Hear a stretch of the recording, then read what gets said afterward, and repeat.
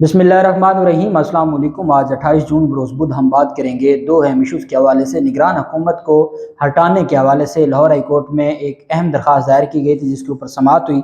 उसकी मुख्तसर तफसील मैं आपके साथ शेयर करूँगा और साथ हम बात करेंगे लाहौर से बहुत बड़े ओहदेदार को गिरफ़्तार कर लिया गया है। करप्शन में वो गिरफ़्तार हुए हैं और उनको रंगे हाथों गिरफ़्तार किया गया, जबकि सलमान शहबाज की जो ज़मानत की दरख्वास्त है उस पर एक तगड़ा फैसला जारी कर दिया है और 10 सवालात खड़े किए हैं अदालत ने। FIA से 10 सवालों का जवाब मांग लिया है, उसकी तफसील भी मैं आपके साथ शेयर करूंगा और साथ हम 3 मुतफरक केसेस के ऊपर भी हम बात करेंगे।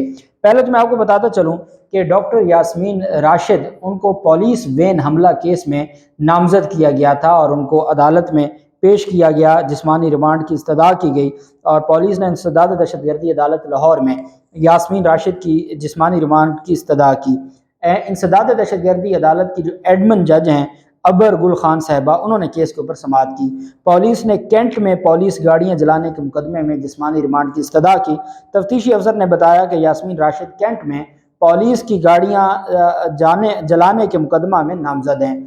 तफ्तीश के लिए डॉक्टर यास्मीन राशिद का जिस्मानी रिमांड दिया जाए। पुलिस की गाड़ियां जलाने का मुकदमा थाना सर्वर रोड में दर्ज किया हुआ है। अदालत ने उनकी इस्तदा को मुस्तरद करते हुए डॉक्टर यास्मीन राशिद के जिस्मानी रिमांड की दरख्वास्त को मुस्तरद कर दिया और डॉक्टर यास्मीन राशिद को वापस जुडिशल रिमांड पर जेल भेज दिया। अब तक मेरे ख्याल में 7-8 मुकदमात हैं जिसमें डॉक्टर यास्मीन राशिद को नामजद किया जा चुका है और जो मरकज़ी केस था जिना हाउस हमला केस, जो कोर कमांडर हमला हाउस केस था, उसमें डॉक्टर यास्मीन राशिद को बरी कर दिया था। उस बरीयत को पंजाब की निगरान हुकूमत ने और प्रोसिक्यूटर जनरल पंजाब की जानिब से चैलेंज किया गया था लाहौर हाई कोर्ट में और वो मामला वहाँ पे पेंडिंग है। बाकी जो केसेस हैं उसमें 2 केसेस में अदम पैरवी ज़मानत खारिज हो चुकी है डॉक्टर यास्मीन राशिद की, वो मेरे ख्याल में ईद के बाद दोबारा दायर की जाएगी हालात को मद्देनज़र रखते हुए। बाकी जो केसेस हैं अभी तो सिर्फ ये देखा जा रहा है कि किस किस केस में ये नामजद करते हैं और किस किस केस में ये उनके खिलाफ कार्रवाई को आगे बढ़ाते हैं ताकि फिर उसी हिसाब से चीज़ें देखी जाएं। दूसरी जानिब अहम एक पेशरफ्त सामने आई है। लाहौर हाई कोर्ट में खतीजा शाह की जो दरख्वास्त ज़मानत थी उस पे एतराज़ लगा था। जस्टिस अली बाकर नजवी साहब के 2 रुकनी बेंच ने एतराज़ ख़त्म कर दिया। जिना हाउस हमला केस में गिरफ्तार फैशन डिज़ाइनर खतीजा शाह, उनकी 2 मुकदमात में दरख्वास्त ज़मानत पर लाहौर हाई कोर्ट ने एतराज़ात ख़त्म कर दिए। जस्टिस अली बाकर नजवी साहब की सरबराही में 2 रुकनी बेंच, जस्टिस अमजद रफ़ीक साहब उनके साथ थे, 2 रुकनी बेंच ने समाअत की। अदालत ने दरख्वास्त पर नोटिस जारी करते हुए जवाब तलब कर लिया। पहले तो खतीजा शाह का जो केस है वो लाहौर हाई कोर्ट में उसी अदालत में पेंडिंग है जिसमें उनको जो नामजद किया गया था आइडेंटिफिकेशन परेड के ज़रिए, जो शनाख्त परेड थी उसको चैलेंज किया गया था कि जो नामजदगी है खतीजा शाह की वो दुरुस्त नहीं हुई। वो लाहौर हाई कोर्ट में पेंडिंग है और उसमें जो आर्गूमेंट्स हैं फ्री कैन के वो काफ़ी हद तक हो चुके हैं। अब चूँकि ज़मानत की दरख्वास्तें 2 ज़मानत की दरख्वास्तें अब तक उनको 2 मुकदमात में नामजद किया गया, दोनों ज़मानत की दरख्वास्तें इसी अदालत में हैं। नीचे जो इंसदाद दहशतगर्दी अदालत से खारिज हो चुकी हैं। शायद खतीजा शाह के चूँकि बड़े सीनियर वकला हैं, उनको ये लगता है कि लाहौर हाई कोर्ट से वो ज़मानत ले लेंगे, इस वजह से उन्होंने जो मामला इंसदाद दहशतगर्दी अदालत में नहीं लटकाया। और शायद ये भी हो सकता है सनम जावेद और बाकी जो ख़वातीन हैं पाकिस्तान तहरीक इंसाफ की कि चलें अगर एक खातून की ज़मानत मंजूर हो जाएगी तो फिर वो रूल ऑफ कंसिस्टेंसी के ज़रिए उस रूल पर अमल दरामद करते हुए जो हमारा ज़ाब्ता फौजदारी का है कि अगर को अक्यूज़ को रिलीफ मिलता है तो फिर वो बाकी जो 7 को अक्यूज़ होते हैं बकिया उनको भी रिलीफ दिया जाता है। तो शायद ये भी हो सकता है कि चूँकि खतीजा शाह उनका अमरीकी जो दफ्तर खारजा है और पाकिस्तान में जो अमेरिका का सफारत खाना है वो केस को देख रहा है, कोर्ट लखपत जेल में उन्होंने खतीजा शाह से मुलाकात भी की है, तो शायद उनकी हद तक लाहौर हाई कोर्ट से रिलीफ मिल जाए ताकि फिर बाकी भी उस बुनियाद पर फिर अदालतों से रुजू करें।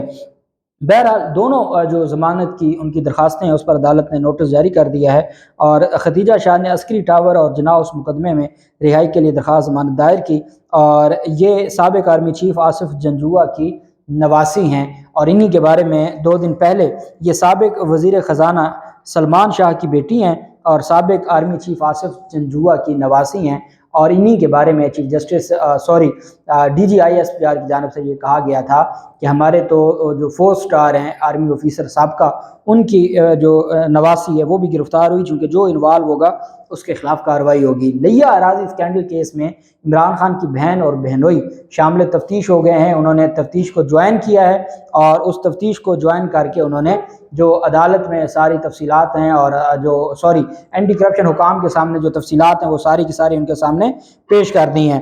ترجمان کے مطابق ڈاکٹر عظمیٰ اور ان کے شوہر احد مجید معزز عدالت کے حکم پر انکوائری کمیٹی کے سامنے پیش ہو گئے۔ اینٹی کرپشن ٹیم نے سوال نامہ ڈاکٹر عظمیٰ اور ان کے شوہر کے حوالے کیا۔ ملزمان کی جانب سے جواب دینے کے لیے مہلت مانگی گئی۔ ملزمان کی درخواست پر ان کو 5 جولائی تک کا وقت دیا گیا ہے۔ انکوائری کمیٹی نے دونوں کو تمام ثبوتوں کے ساتھ دوبارہ 5 جولائی کو طلب کر لیا ہے۔ یہ وہ کیس ہے جس میں عمران خان کی لاہور ہائی کورٹ میں ہی عبوری ضمانت کی درخواست 6 جولائی تک توسیع کی تھی، اور اس میں جو یہ دونوں لوگ ہیں ان کی یہ عدالت میں پیش ہوئے تھے۔ پہلے انہوں نے حفاظتی ضمانتیں لیں، پھر یہ متعلقہ عدالت میں جا کے پیش ہوئے، وہاں عبوری ضمانت لی اور پھر یہ شامل تفتیش ہو گئے ہیں۔ اب ان کے شامل تفتیش ہونے سے جو عمران خان کی حد تک کیس ہے وہ کمزور ہو جائے گا، چونکہ جن کے اوپر مرکزی ملزمان اس ایف آئی آر میں جن کو رکھا ہوا تھا ان کی جانب سے ہی اس سارے معاملے پر پیش ہو کے عدالت کو اسسٹ کر دیا گیا ہے اور عدالت کے سامنے جو چیزیں ہیں وہ بتا دی گئی ہیں۔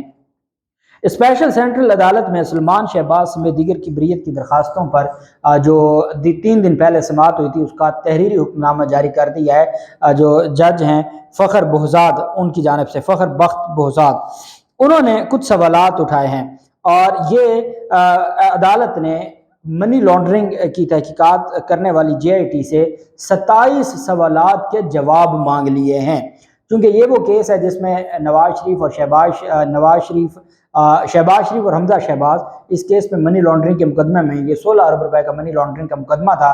جب رجیم چینج آپریشن ہوا تو اس وقت حمزہ شہباز وزیر اعلیٰ بن گئے تھے، وزیر اعظم بن گئے تھے شہباز شریف، اور اس کے بعد پھر انہوں نے اعظم نذیر تارڑ صاحب کے آفس سے ایک پروسیکیوٹر کو مقرر کیا اور ان کو ریلیف مل گیا۔ ان کی حد تک ایف آئی اے نے جواب جمع کروا دیا تھا کہ یہ بے گناہ ہیں، اور دونوں جو باپ بیٹا تھے وہ اس میں بری ہو گئے تھے۔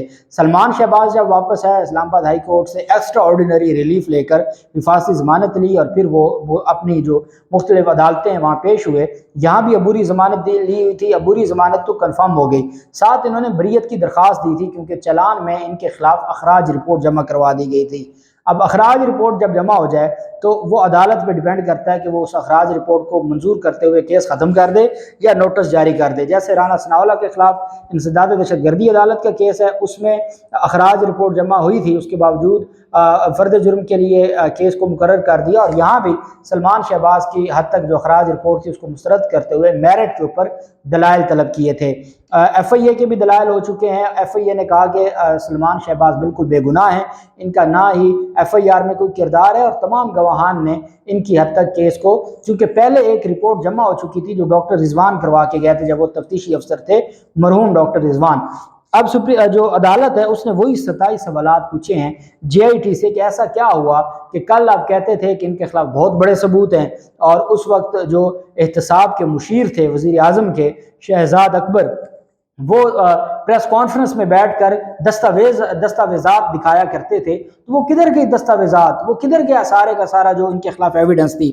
عدالتی سوال میں کہا گیا کہ شہزاد اکبر تحریری حکم کے مطابق ڈی جی ایف آئی اے آئندہ سماعت پر پیش ہو کر جوابات کی رپورٹ پیش کرے۔ ڈائریکٹ ڈی جی ایف آئی اے کو طلب کر لیا کہ آپ نے ان 27 سوالوں کا جواب لے کے اگلی تاریخ پر میرے سامنے پیش ہونا ہے۔ عدالتی سوال میں کہا گیا کہ شہزاد اکبر کس قانون کے تحت زیر التوا انکوائری پر روزانہ پریس کانفرنس کرتے تھے، اور وہ ڈاکومنٹس کہاں گئے جن پر پریس کانفرنس کی جاتی تھی۔ عدالت نے جو سوال کے مطابق جے آئی ٹی کے پاس کون سے ٹھوس ثبوت ہیں جن کی بنیاد پر یہ کیس بنایا گیا تھا، جے آئی ٹی نے طاہر نقوی کے خلاف کون سے شواہد پر کیس بنایا۔ عدالتی حکم کے مطابق جے آئی ٹی نے سلمان شہباز اور طاہر نقوی کو اشتہاری قرار دلوایا۔ اشتہاری تو تب قرار دلوایا جاتا ہے جب وہ مرکزی ملزم ہوں اور وہ ریکوائرڈ ہوں، تو تب اشتہاری قرار دلوایا جاتا ہے۔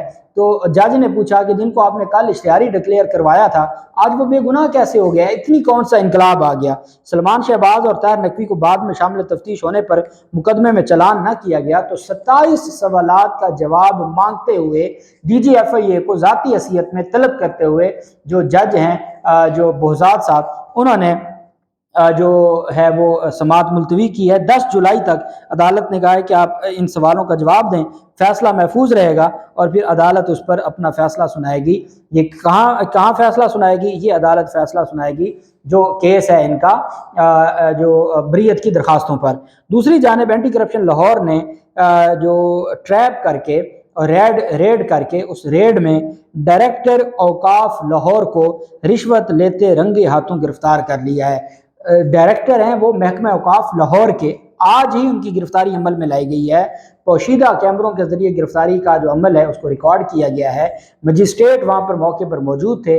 مجسٹریٹ کی موجودگی میں اینٹی کرپشن کی ٹیم نے ڈائریکٹر محکمہ اوقاف لاہور کو رنگے ہاتھوں گرفتار کر لیا ہے، اور اس کا مقصد کیا ہے کہ جو کرپشن ہے وہ سرایت کر چکی ہے، اور جو یہ میرے خیال میں تو جب سے یہ رجیم چینج آپریشن ہوا ہے اس کے بعد پہلی دفعہ کسی بڑے سرکاری افسر کے خلاف کارروائی ہوئی ہے۔ لاہور ہائی کورٹ میں شیخ رشید کی جو درخواستیں تھیں نگران حکومت کے خلاف اور وزیر اعلیٰ کو ہٹانے کے حوالے سے، اس پر نگران حکومت اور الیکشن کمیشن کی جانب سے جواب جمع کروا دیا گیا ہے۔ عدالت میں سماعت ہوئی اور لاہور ہائی کورٹ میں نگران پنجاب حکومت کو ہٹانے کے لیے دائر درخواست پر وفاقی حکومت، نگران حکومت اور الیکشن کمیشن کی جانب سے جواب جمع کروا دیا۔ جسٹس شاہد کریم صاحب نے سماعت کی۔ شاہد کریم صاحب نے پہلے یہ کہا تھا جب پاکستان تحریک انصاف کی حکومت کی جانب سے ڈویژن اور نئے اضلاع بنائے گئے تھے اور اس نوٹیفکیشن کو معطل کیا تھا نگران حکومت نے، شاہد کریم صاحب نے اس فیصلے میں لکھا تھا کہ الیکشن کمیشن کی ذمہ داری ہے کہ وہ نگران حکومتوں کو نتھ ڈالے۔ تو یہ کیا طریقہ ہے کہ نگران حکومتیں منتخب حکومتوں کے فیصلوں کو معطل کر رہی ہیں؟ اس عدالت کے پاس سماعت تھی۔ درخواست گزار وکیل زمان خان وردک جو سپریم کورٹ میں بھی جن کی مختلف درخواستیں پینڈنگ ہے، وہ بھی ان کی بھی درخواست تھی اور شیخ رشید کی بھی درخواست تھی۔ شیخ رشید کی جانب سے جو درخواست ہے وہ اظہر صدیق ایڈوکیٹ صاحب نے دائر کی ہوئی ہے، چونکہ کافی عرصہ سے اظہر صدیق ایڈوکیٹ صاحب لندن میں ہیں، بیرون ملک ہیں، تو ان کے وکلاء کی جانب سے کہا گیا کہ جی وہ آج موجود نہیں ہیں، الیکشن کمیشن اور نگران حکومت کا جواب جمع ہو گیا ہے، فائنل آرگومنٹس ہونے تھے، تو اظہر صدیق صاحب کی نہ ہونے کی وجہ سے عدالت میں آرگومنٹس نہ ہو سکے۔ درخواست جو دوسرے درخواست گزار ہیں انہوں نے کہا کہ الیکشن کمیشن نگران حکومت کو موقف اپنایا کہ نگران حکومت کا تقرر 90 روز کے لیے عمل میں لایا گیا۔ 90 روز گزرنے کے بعد نگران حکومت اور کابینہ کی آئینی حیثیت ختم ہو گئی ہے۔ نگران وزیر اعلیٰ اور کابینہ غیر قانونی کام کر رہے ہیں۔ وکیل درخواست گزاروں کی جانب سے صدا کی گئی کہ عدالت نگران پنجاب وزیر اعلیٰ اور ان کی کابینہ کے وزراء کو عہدوں سے ہٹایا جائے۔ عدالت نے سماعت عید کے بعد ملتوی کر دی اور عید کے بعد فائنل آرگومنٹس ہوں گے، اور مجھے لگتا ہے کہ شاہد کریم صاحب جو پہلے اس طرح کا فیصلہ دے چکے ہیں وہ اڑا دیں گے اس نگران حکومت کو بھی اور کابینہ کو بھی اور نگران وزیر اعلیٰ کو۔ اللہ پاک پاکستان کا حامی و ناصر ہو۔ بہت شکریہ۔ اللہ حافظ۔ پاکستان زندہ باد۔